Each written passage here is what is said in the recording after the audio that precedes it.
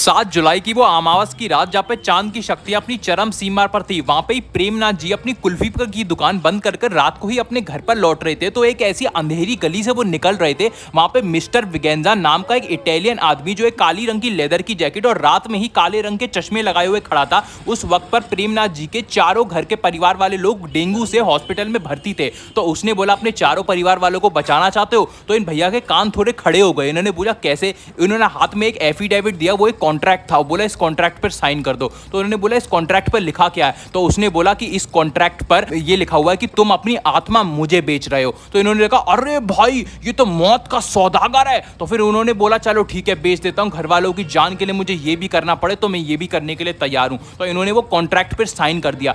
जैसे ही इन्होंने कॉन्ट्रैक्ट पर साइन किया, इसके शरीर के ऊपर जितना भी मांस था वो सारा मांस गलने लगा और जमीन पर गिरने लगा। इन्होंने अपनी तरफ देखा तो इनके शरीर पर बिल्कुल भी मांस नहीं था, सारे कपड़े भी झड़ चुके थे, सिर्फ पूरा का पूरा कंकाल बचा था। ये पूरा का पूरा कंकाल बन गए थे। वैसे ही इनके शरीर के ऊपर एक लेदर रखी जैकेट आती है और आसपास की दुकानों की चेन थी, वो चेन इनके पूरे शरीर पर लपेट जाती है। एक बड़े स्टाइलिश तरीके से लेदर की जैकेट और चेन लपेट जाती है और वैसे एक आग का भपका, एक आग का गोला आता है, पूरे शरीर में आग जलने लगती है। फिर मिस्टर विगेंजो इनको काली रंग की एक बुलेट देते हैं, वो बुलेट भी आग से जलने लगती है। फिर बोलते हैं आज से आज तुम्हारा नियम है कि तुम रोज रात को ऐसे ही रूप में आ जाओगे और रात को बुलेट लेकर पूरे शहर में घूमोगे। शहर में जो भी तुमको गलत काम करता हुआ देखकर तुम्हें उसे दंड दोगे। तो वैसे बुलेट पर बैठ के निकले, पूरे आग से भरे हुए थे, लेदर की जैकेट और पूरे शरीर में चेन और बुलेट में भी आग निकल रही है। वैसे ये रोड पर घूम रहे थे। वैसे रोड पे इनको एक आदमी मिला जो एक औरत का पर्स लूट रहा था। ये वैसे ही उसकी तरफ गए, वो आदमी इनको देख के बहुत डर गया और उसको दोनों गलों से उठाया